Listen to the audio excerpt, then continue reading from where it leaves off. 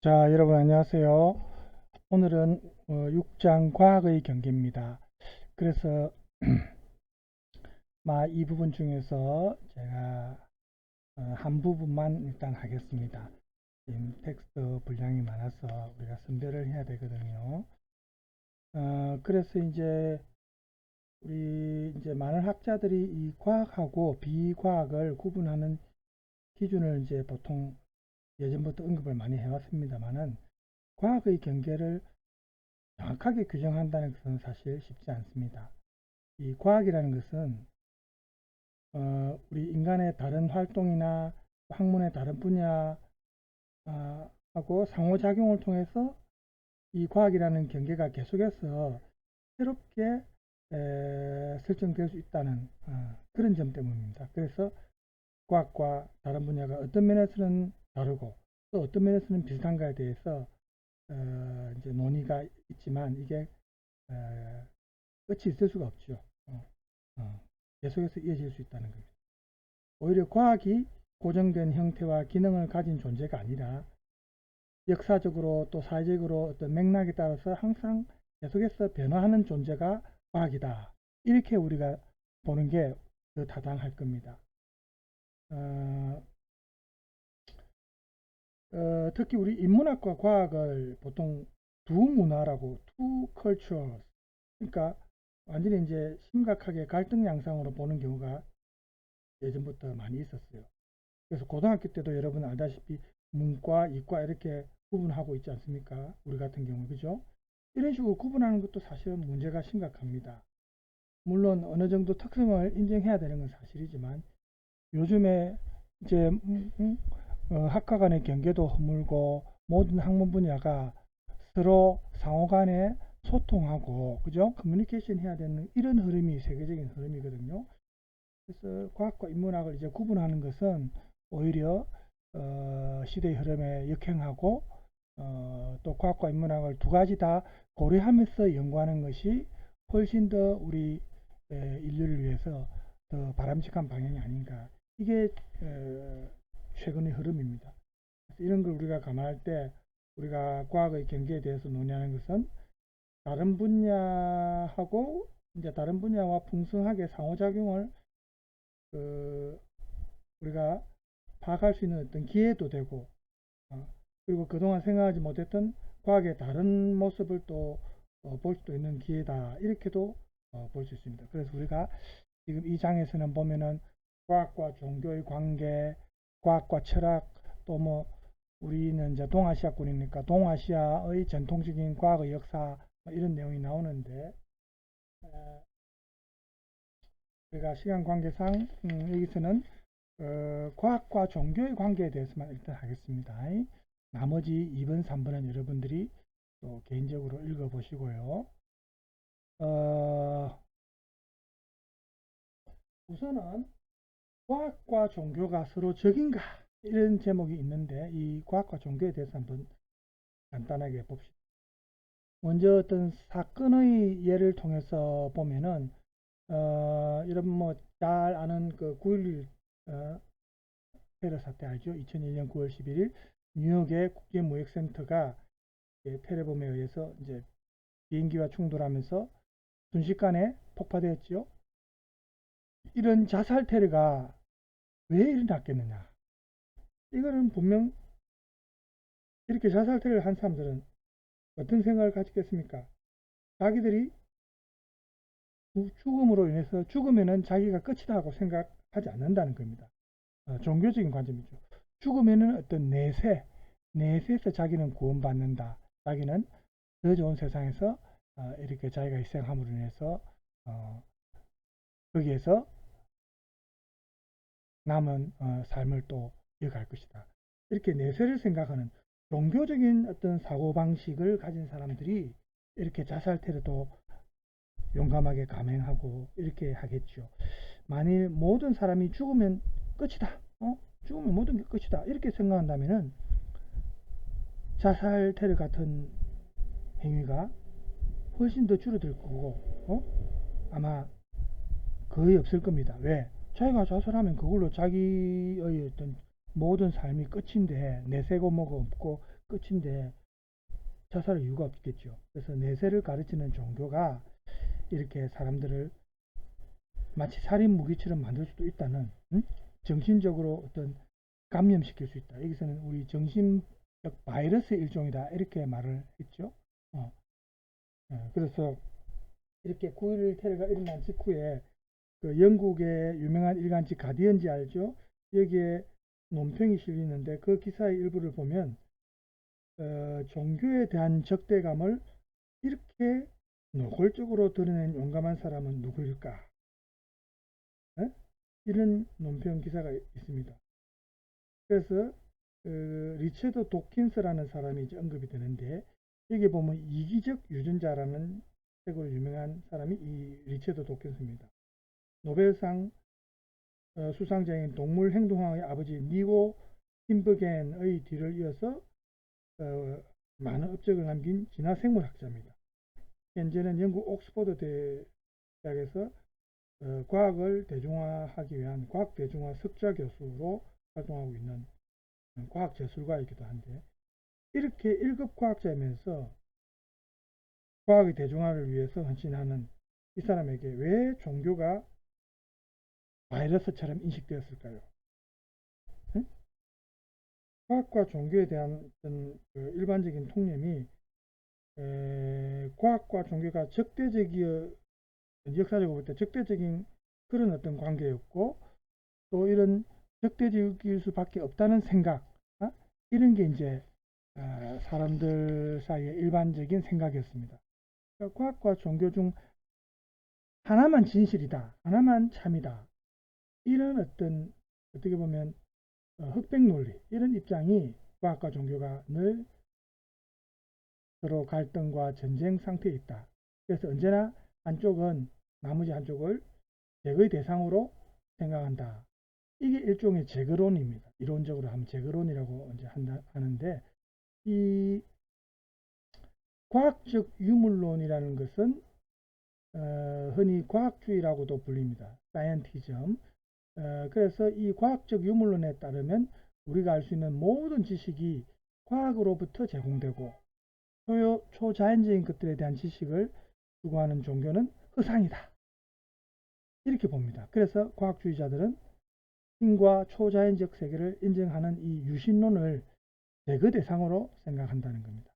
예를 들어 20세기의 위대한 철학자 버틀란드 러셀이라는 사람은 영국 BBC 방송의 시청자들에게 과학이 우리에게 말할 수 없는 것을 인간은 결코 알 수 없다, 이제 이렇게까지 말을 했거든요. 여기 나오죠. 그래서 우리가 유명한 그 역사적 사례 중에 보면 갈릴레오의 재판 사건이 유명하지 않습니까? 과학과 종교 사이에 근본적인 갈등이 존재한다는 믿음을 가장 널리 사람들한테 인식시킨 대표적 사례가 이 갈릴레오 재판입니다. 그런데 사실은 우리가 이 재판의 진상을 자세히 들여다보면 이야기가 조금 다릅니다. 갈릴레오는 1610년쯤에 자신이 직접 발명한 망원경을 가지고서 이 아리스토텔레스와 토틀레마이오스의 우주구조에 반대되는 많은 사실들을 발견했죠. 그리고 코페르니쿠스의 태양 중심설을 옹호했던 인물이죠. 그런데 가톨릭 교회 당국이 이 코페르니쿠스의 우주구조가 안정된 그런 우주구조, 즉 인간 중심의 사고방식에 맞도록 인간이 사는 지구가 중심이고 지구 그 바깥에 신이 사는 하늘이 있는, 이런 거를 이제 종교적인 관점에서 가톨릭 교회가 보는 이제 우주 구조인데, 이러한 그 우주 구조를 깨뜨리고 결국 기독교의 교리마저도 위협하게 될 거라고 가톨릭 당국이 이제 위협을 느낀 거죠. 그래서 결국 1616년에 코페르니쿠스의 우주론에 대한 금지령을 내렸습니다. 이에 대응해서 갈릴레오는 코페르니쿠스의 우주론을 직접 옹호하기보다는 이 아리스토텔레스의 우주론을 반박하는 그런 형태로 전략을 바꿉니다. 그래서 이런 상태가 계속되면서 학식이 높고 진보적이며 또 과학에도 조예가 깊다는 그 평판이 있었던 우르바누스 8세 그 당시 황제죠. 교황이죠. 이 사람이 교회의 공정성과 관용을 보여주기 위해서 이 아리스토텔레스와 프톨레마이오스의 우주론 그리고 코페르니쿠스의 우주론을 비교하는 책을 출판할 수 있도록 허락을 합니다. 그 당시에서는 가톨릭 교회의 권력이 막강했기 때문에 그 가톨릭 교단에서 허락하지 않으면 이 책을 출판할 수 없었거든요. 근데 이 교황이 허락을 해줬어요. 그런데 갈릴레오가 이 교황의 뜻을 오해하고 두 가지 주된 우주 구조들에 관한 대화라는 책을 출판해 가지고 이 코페르니쿠스의 우주론의 우월성을 아주 설득력 있게 제시했습니다. 그러니까 교회 당국은 이제 당황했죠. 자신들이 실수했구나 이렇게 생각하게 되고 갈릴레오가 자신들을 철저히 우롱한 그런 상황이 되어버렸으니까 굉장히 분노했습니다. 그래서 또 그 책에서 보면은 조금 멍청한 사람으로 등장하는 인물이 바로 교황을 의미한다는 소문까지 퍼졌죠. 그래서 교회 당국이 굉장히 분노해가지고 가톨릭 교회가 이 갈릴레오를 유죄 판결을 했고 실질적으로 갈릴레오가 더 이상 우주 구조에 대해서 연구하지 못하도록 그렇게 만들어 버렸어요. 이것이 과학사학자들이 대체로 동의하는 갈릴레오 재판에 대한 사실입니다. 이렇게 갈릴레오 재판은 우리가 실제로 알고 있는 일반적인 통념하고는 조금 다른 과학과 종교의 충돌을 보여주는 전형적인 사건은 아닙니다. 상당히 복잡한 여러 가지 이유들이 실제로 많이 복합적으로 작용했겠죠.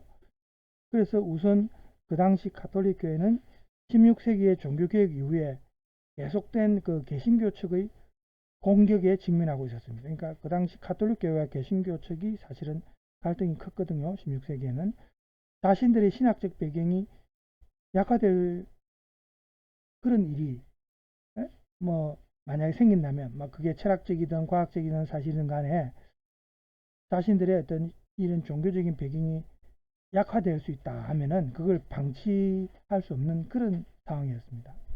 그리고 두 번째 이유는 갈릴레오가 학문적 자존심을 갖고 있었던 그 교황을 본의 아니게 자극했던 것도 이 사건의 직접적 원인이라고 볼 수 있고요. 세 번째는 여기 나오죠. 갈릴레오 자신의 낙관적이고 순진한 기대도 한몫을 했습니다.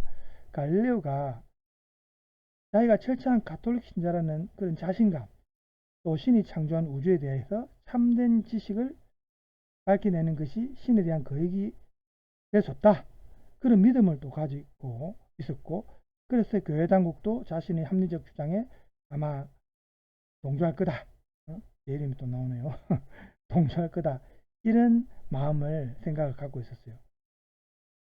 그리고 마지막으로 가톨릭 교회 당국도 이 신학 이론을 억압하듯이 과학 이론을 억압하기만 하면은 과학 이론의 발전과 전파를 막을 수 있을 거다라는 그런 어떤 좀 어리석은 생각을 갖고 있었어요.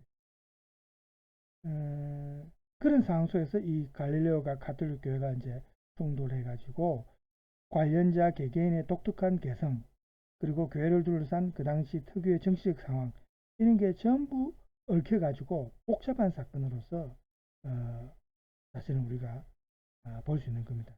단지 과학에 대한 종교의 억압이나 혹은 과학과 종교의 충돌로만은 그렇게만 볼 수는 없다는 거죠. 그러면 우리가 또 이제 종교와 관련해서 조금 반대되는 입장을 보면 우리가 다윈의 진화론을 생각할 수 있죠. 다윈의 진화론과 기독교의 관계도 보통 우리는 일반적으로 굉장히 서로 상반되는 갈등 관계라고 이제 보통 생각하죠. 그런데 이것도 실상을 보면은 그렇게 간단한 문제는 아닙니다. 역사가들에 의하면은 이 다윈은 조금 소심한 성격인데 이 다윈이 자신의 진화론과 신앙이 서로 양립할 수 있는 공존할 수 있는 가능성의 문제에 대해서 자기가 죽을 때까지 고민하기도 했습니다. 그렇지만 대외적으로 기독교에 대한 자신의 입장을 드러낸 적은 거의 없었어요. 실제로는 오히려 다윈의 이론을 사회 정치적으로 활용하려고 했던 그 당시 지식인들이 주로 기독교에 대한 반감을 노골적으로 표현한 거죠. 이 다윈의 이론을 활용해 가지고, 그죠? 그래서 이 다윈의 불독이라는 별명까지도 가졌던 그 당시 성공의 대주교인 윌버포스라는 사람하고 또 이 사람하고 설전을 벌였던 유명한 토마스 헉슬리가 있습니다. 그래서 이 사회 진화론의 창시자로 볼 수 있는 스펜스도 이제 같은 부류인데, 이 사람들이 다윈의 진화론을 널리 선전해 가지고 얻어내려고 했던 것은 그 당시 빅토리아 여왕 시대의 전반적인 개혁을 자신들이 이제 추진하려고 한 겁니다. 그 당시에 보면 러시아와 이 크림 전쟁이 있었거든요. 그리고 인도의 벵갈에서 벌어진 폭동, 이런 여파로 해서 영국 사회가 개혁의 목소리가 굉장히 강했던 시대였습니다. 그래서 그 당시 영향력 있는 지식인이었던 헉슬리와 스펜스가 진보와 개혁에 방해가 되었던 이 성공회, 이 교회의 영향력을 좀 떨어뜨리려고 자신들의 그 어떤 기치를 이념적으로 지지해줄 그런 토대가 필요했는데, 그 당시에 냉엄한 경쟁과 진보를 이야기하고 기독교의 도전장을 내민 것처럼 보이는 이 다윈의 진화론이 이 사람들한테는 딱 맞았거든요. 이 다윈의 진화론을 활용하면은 자신들의 어떤 이념적 토대로서 훌륭했던 겁니다. 그렇게 탄생하고 공고하게 된 것이 사회 진화론이고 또 자유방위명 사회 경제 철학이고 그렇죠. 그래서 이런 역사적 맥락을 우리가 고려할 때 다윈의 진화론이 원래부터 기독교와 굉장히 심한 갈등 관계는 아니었다. 여기 우리 책의 텍스트는 원수지간이라는 통념은 사실은 실제 사실은 아니고 우리가 잘못된 생각이라는 거죠. 그래서 이런 복잡한 역사적 사항을 우리가 고려를 해야 된다는 겁니다. 그리고 진화론과 기독교가 내용상으로 볼 때 여기서는 네모난 원이다. 원은 원래 동그랗잖아요. 네모난 원이다. 이렇게 네모난 원일 수밖에 없다고 반박하는 사람들도 있었습니다. 그 당시에 이제 도킨스나 진화론과 종교의 양립 가능성, 진화론하고 종교가 둘 다 공존할 수 있다. 그런 어떤 가능성을 초월해서 우리 인간 종교성의 진화론적 기원 문제로 우리의 관심을 돌리려고 했던 사람이 있었는데, 하버드 대학의 사회생물학자 에드워드 윌슨이었습니다. 그런데 많은 기독교인들도 기독교와 진화론의 충돌에 대해서는 이 사람들하고 비슷한 입장이었어요.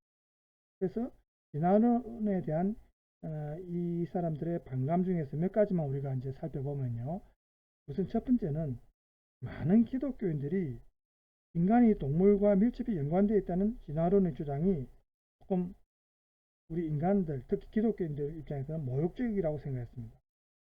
이것은 이제 다윈 이론이 발표된 이후에 계속해서 이제 반론으로 등장한 건데, 다윈을 소재로 한 만화를 보면은 이 다윈의 이론을 좀 조롱하기 위해서 다윈이 원숭이 모양으로 나옵니다. 이 만화를 통해서 좀 희화화해 가지고 이제 비판을 많이 했거든요. 그래서 이 기독교인들이 우리가 원숭이와 닮았다고, 아니 원숭이가 우리 조상이라고 하면서 굉장히 불쾌했습니다. 사실은 우리가 뭐 영화에서도 찰튼 헤스톤의 원래 예전 영화 중에 이제 원숭이가 인간을 지배하는 그런 영화 있잖아요. 갑자기 영화 제목이 생각 안 나네요. 혹성탈출이었습니다. 최근에도 이제 그게 조금 새롭게 각색되어 가지고 뭐 혹성탈출 1, 2 해가지고 또 나왔죠. 그래서 왜냐하면 이제 유전자적으로 DNA 이런 걸 보면은 원숭이, 특히 치타라든지 이런 종류가 인간과 제일 가깝긴 해요. 그죠? 우리 유인원과에 속하면서. 그래서 이게 이제 생물학적으로 진화론 입장에서 보면 이제 그랬는데, 그래도 기독교인들 입장은 굉장히 불쾌했다는 겁니다. 자기들은 하느님이 만든 자식이고 원숭이와 비교한다는 게 굉장히 불쾌하죠. 그렇지만 방금 제가 말한 것처럼 유전학적으로 볼 때, 그리고 사실 신학적으로도 지지받기 힘든 인간의 자기 중심적 편견이다. 이렇게 이제 우리는 볼 수 있습니다. 왜냐하면 유전학적으로 보면 아까 제가 말한 것처럼 침팬지하고 DNA에 있어서 약 1.6% 정도만 차이가 있답니다. 굉장히 가까운 친척 관계죠. 또 신학적으로 봐도 인간이 동물과 친척 관계에 있을 만큼 유사하다는 주장은 뭐 완전히 잘못된 건 아닙니다. 왜냐하면 창세기에도 보면 한편으로는 우리가 다른 동물과는 달리 신의 형상으로 만들어진 독특한 존재다 이렇게 나오지만, 다른 한편으로는 인간이 자연의 다른 부분들과 결국 연속선상에 놓여 있다. 이렇게 볼 수 있거든요. 예를 들어서 개신교 신학자 존 칼빈이라는 분이 창세기 내용 중에 인용한 걸 보면은, 인간의 몸이 여기 나오죠. 인간의 몸이 다른 생물들과 동일한 재료로 만들어졌다는 사실에 의해 인간은 자연의 다른 창조물들과 밀접히 연결되어 있고, 신에 의해서 인간 몸에 불어넣어진 생기, 영혼, 이것 때문에 그 다른 동물들과 구분된다. 이렇게 해석하기도 합니다. 그래서 기독교인들이 이렇게 진화론을 받아들이기를 꺼려해온 이유를 또 이제 하나 더 보면은, 앞서 언급된 사회 진화론과 연관되어 있는데, 이 사회 진화론은 생존을 위한 경쟁이 진보로 결국은 결과되어 나온다, 그런 이론인데, 이 진화론을 사회적으로 또 윤리적으로 적용한 겁니다.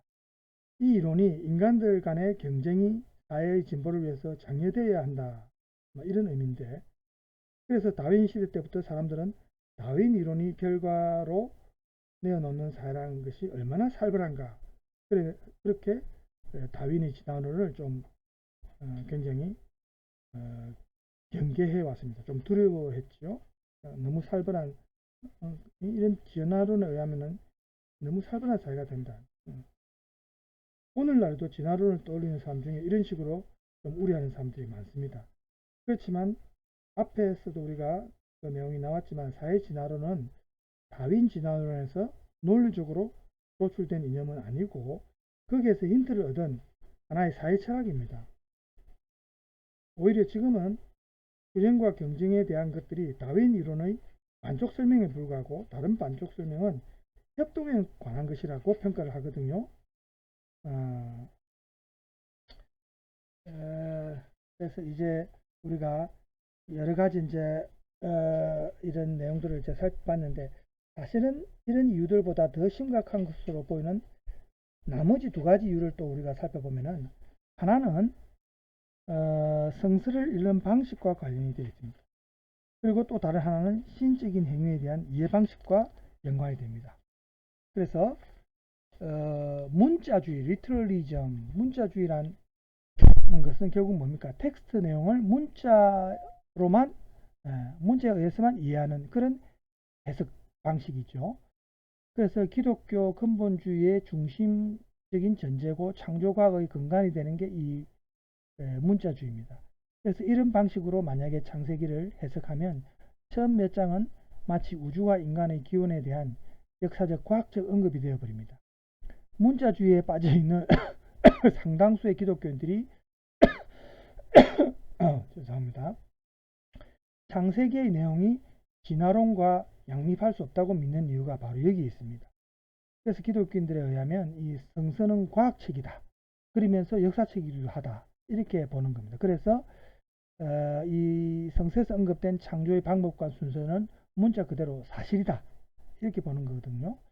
예를 들어서 창세기 1, 2장에 보면은 여러 번 등장하는 표현 중에 종류대로, after each kind, 그 다음에 날, day of creation, 이런 단어들은 오늘날의 생물종, species, 생물종대로 또 24시간, 이거하고 거의 같은 의미입니다. 물론 요즘에는 또 다른 이제 연대를 측정하는 방법이 많이 발전해 가지고 날을 24시간으로 해석을 하죠.